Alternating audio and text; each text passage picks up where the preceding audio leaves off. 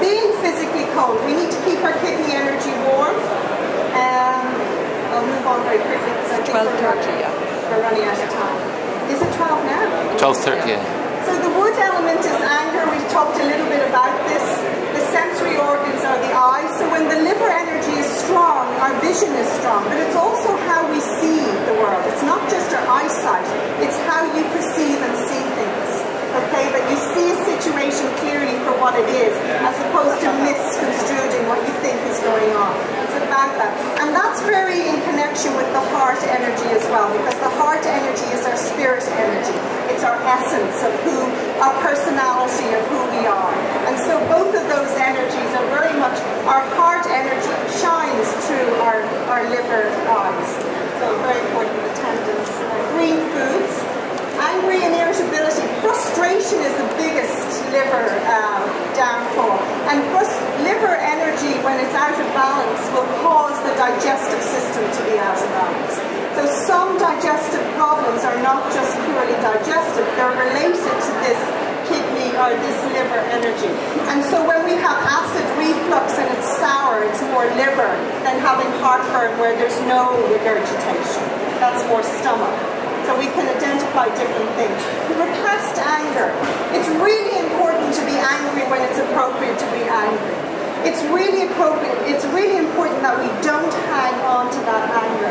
And one of the things that happens with the anger is when we're frustrated in life, we get these lines down the center of our eyebrows. Now, most of us are frustrated on some level with some aspect of life, whether it's work, whether it's just even having to deal with the traffic every morning. So we make an expression that causes these lines to form. If there is just one line going down into this area, it's a sign that somebody has anger and they're not actually processing it or dealing with it at all.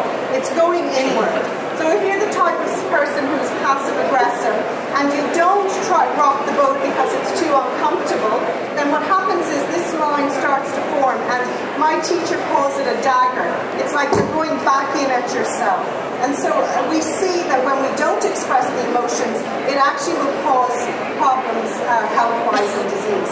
So anger is a big one that we see because we live in a frustrating time in our society. And so these lines are important. If the person then deals with the anger, the line will start to fade and go away. Okay, so one straight line. Two, I don't see it being much of a problem because, it's hard not to be frustrated.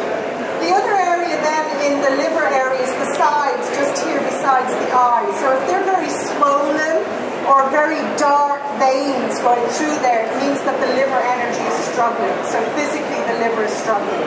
So you could be eating too much fatty foods, it could have something to do with drinking too much alcohol, but it's a sign that the liver is not coping well.